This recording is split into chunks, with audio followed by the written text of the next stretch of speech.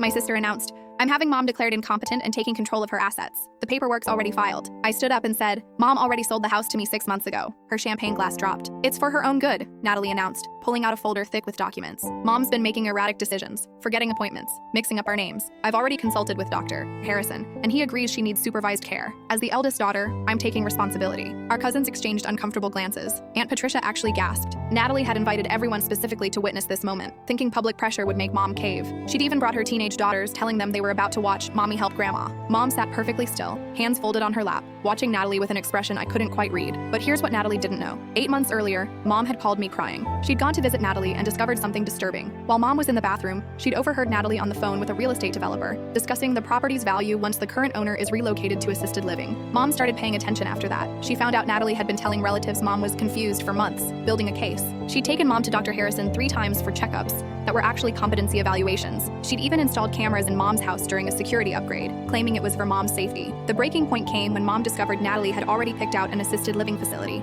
the cheapest one she could find, with shared rooms and limited visiting hours. Meanwhile, she'd had Mom's house appraised twice and had a buyer lined up willing to pay $1.8 million cash. So Mom and I made a plan. 6 months ago, Mom quietly sold the house to me for $1. Legally, legitimately, with all the proper documentation. I immediately put it in an irrevocable trust for Mom's grandchildren, all of them except Natalie's kids, who would receive their inheritance directly from their grandmother's separate assets. Mom moved into the carriage house on the property, which we'd converted into a beautiful senior-friendly cottage. The lawyer Natalie brought started stammering, but the house is the primary asset. Without it, there's no financial justification for conservatorship. "Oh, it gets better," I said, pulling out my phone. Mom's been seeing Dr. Rachel Huang, an actual geriatric specialist, not Natalie's golf buddy. Monthly cognitive assessments for 6 months, all perfect scores. She also joined a Nobel Prize-winning research study on aging. Turns out she's in the 95th percentile for cognitive function in her age group. Mom finally stood up, steady as a rock. "Natalie, sweetie, you mixed up our names once when you were 12, and I didn't have you committed. Though after this stunt, I'm reconsidering." The room erupted in nervous laughter. Natalie's own daughters looked mortified. The younger one actually moved to sit next to Mom, whispering an apology. "Furthermore," Mom continued, pulling out her own envelope,